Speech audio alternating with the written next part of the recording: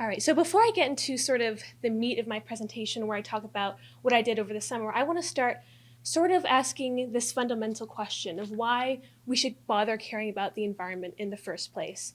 And so if you were to ask the average person off the street, you would probably get an answer something like, well, our lives depend on it. Well, climate change is the biggest threat that we face. And if we don't tackle our environmental problems, we are all doomed.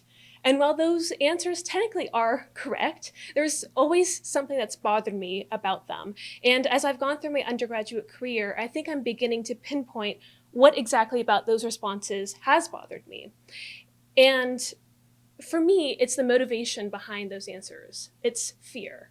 Sure, it's anger and frustration, but ultimately it's fear that we will suffer, that our loved ones will suffer, that the places that we think are beautiful we will see destroyed, and that our government will fail us when we need it most. But can we really blame those sorts of beliefs? Environmental communicators for decades have relied on frightening imagery and stories in attempts to motivate people to do something. Just take a look at a few of the headlines that I pulled recently.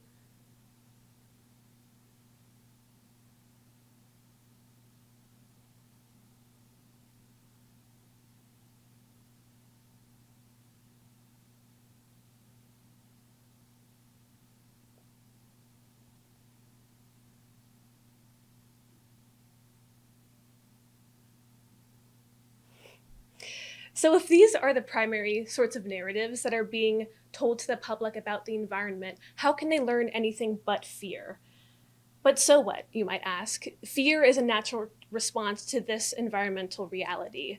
And while that is true, this communication pattern is actually counterproductive. Because if the way that we collectively talk about a problem, the way that we understand a problem, is rooted in an emotion like fear, we are not motivated into action, which is the ultimate goal and the ultimate necessity of living in this environmental reality.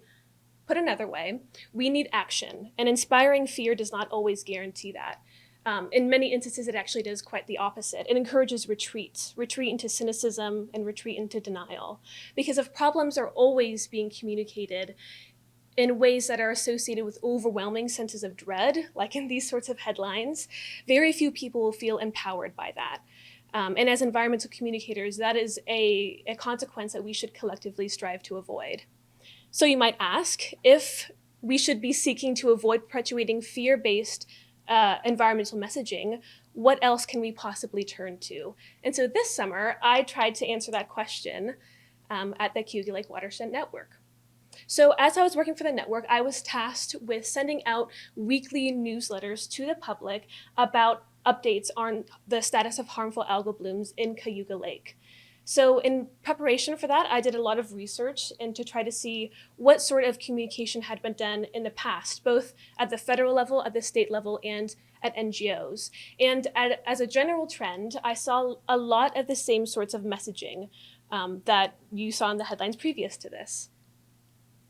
So I saw that harmful algal blooms produce dangerous toxins, which could cause neurological, skin, and liver damage in humans, and which could kill your dear and loved pets. And I saw that the problems were getting significantly worse because of climate change and nutrient runoff. And so that you should always stay hypervigilant, never let the water touch your skin, and always report the blooms. Effectively, the communications around harmful algal blooms followed the exact same types of fear-based messaging that most other environmental problems have. The central message was that the problem is dangerous, that it's getting worse very, very quickly. So I knew that over this summer, I wanted to try something different. So I began tackling this challenge by thinking about why. Why do we care about environmental problems in the first place? Why should we even bother trying to fight them? And for me, what it ultimately boiled down to is that we all, in some way, feel a connection and attachment to the world around us, the people within it, and our way of life. It's that very connection that I want to center my messaging around, because I believe that if people were reminded of the things that they love about their communities, they will remember that they have something worth protecting, even in the face of threats like harmful algal blooms or climate change. And so against my worry of saying something a little bit too trite, what it comes down to is that love, affection, as an emotion, rather than fear, empowers people into action. And this is not just some hunch that I've personally developed over my internship. A whole body of scientific and psychological literature has repeatedly found that appealing to personal values, like affinity for the natural world, is one of the strongest communication tactics to get people to adopt pro-environmental behavior and to get them to sustain those behaviors over time. Researchers have repeatedly found that a good chunk of people intrinsically care about others and the natural world. And so it's then our job as communicators to simply remind the public of what they already know, what they already feel, and what they already believe. Reminding them of why the earth is worth saving, why humanity and their communities are worth saving. And that, for me, was the answer to that communication challenge. Reminding the public that their communities are good and worth protecting, even in the face of large threats. So it was with that premise that I entered the summer, knowing that I was going to be tasked with a serious task, communicating legitimate water quality threats to the public, but trying to do it in a way that would not engender the sorts of cynicism, denialism, and apathy that fear-based messaging causes. So how did I do that? Well, I tried it a couple of different ways. Firstly, nearly in every newsletter, I featured a visual piece of art that was directly inspired by Cayuga Lake. Here's one example. It's a romantic portrait of Cayuga Lake made by a local artist. Another one includes this old photograph of locals playing on Cayuga Lake. And here's a map that captures the history of the Finger Lakes region. And for all of these art features in the blurb below, I gave a little bit of information about the artist, the art piece, and I also included some questions that were an invitation to the reader to sort of critically think about their place and how they relate to their environment. So I'll read some of the questions that I put here. Questions to consider. Why is it valuable to connect human stories with a place? How does knowing history change the way you think about a region?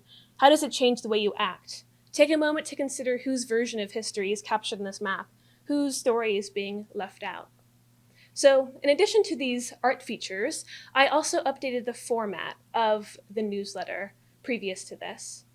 So in the past, the newsletters, the HABS newsletters, were pretty straightforward. They were black and white. They really were seen as a vehicle of transmitting numerical data to the public. And so I wanted to change that a little bit. So I added a color theme that matched the logo of the network.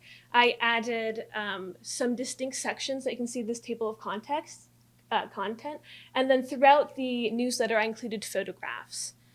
And so I designed this newsletter overall to be cohesive, organized, and thoughtful enough to be taken seriously, but while still keeping it readable. And part of that readability came from the tone that I chose to write in. So I'm an undergraduate student, I'm 20 years old, I'm not going to write as if I'm not that. And so the tone of my writing is very familiar because if I'm coming down as some sort of far-removed government scientist spitting out scary data about your community, at some point you're going to get fatigued or fearful enough and stop listening at all. And then besides changing the tone, the format, and doing some of the arts features, I also included interviews that I conducted with local community members who are accomplishing really wonderful things in the local area. So here's one where I interviewed a leader who was responsible for organizing the collection of these water samples in Cayuga Lake. And I asked her questions about how she became involved, why she enjoys it, and her personal connection to the region as well. Again, this is all to remind people that their community is not just made up of data points and statistics, but of people who are your neighbors and who are working hard to do something good. Here's it just continued, and then the FAQ section. So I also want to emphasize that I was not trying to hide the data, but I was just trying to hint that the data is only one part of the story. It tells us simply what is there. It does not tell us that there is nothing that can be done to fix the situation. And so everything that I did in this newsletter was simply an attempt to remind people what can be, what is also there. It's people and it's resources that empower us. So all of these changes and additions to the newsletter were made in an attempt to remind people of the wonderful community that they live in and the people who live within it. again, trying to remind people of that why. It wasn't merely some cheesy attempt to pair bad news with good news, because I don't think that would fool anyone. Instead, it was to try to help people remember the ways in which they are actively connected with their community, because that, I believe, is what empowers us. And while I don't have any data to show whether my newsletter was any more effective at getting people to change their beliefs or behavior about harmful algal blooms, anecdotally, what I do know is that a lot of people in our community responded to it. I got sent and forwarded tens of emails from community members who were gushing about how they appreciated receiving these newsletters every week, and how that they were remembered of personal stories and experiences from seeing these art pieces from their childhood on the lake. Or even people who were just made aware of programs that they had never known about before. I even was told that there was one community member who approached their neighbor and said, "Hey, have you heard about this newsletter this college intern is doing over the summer? It's a pretty cool thing." So that was nice to hear. So I think that that's evidence right there that communication beyond fear does have an impact. And I'm not convinced that a simple 6x4 data chart with scary numbers could have accomplished that same thing, even though that's technically what I was tasked with doing. And so in closing, that's why I think shifting how we talk about problems like climate change or harmful algal blooms, topics that have conventionally been communicated in a fear-based way, is the first step in working to protect the places that we love. Thank you.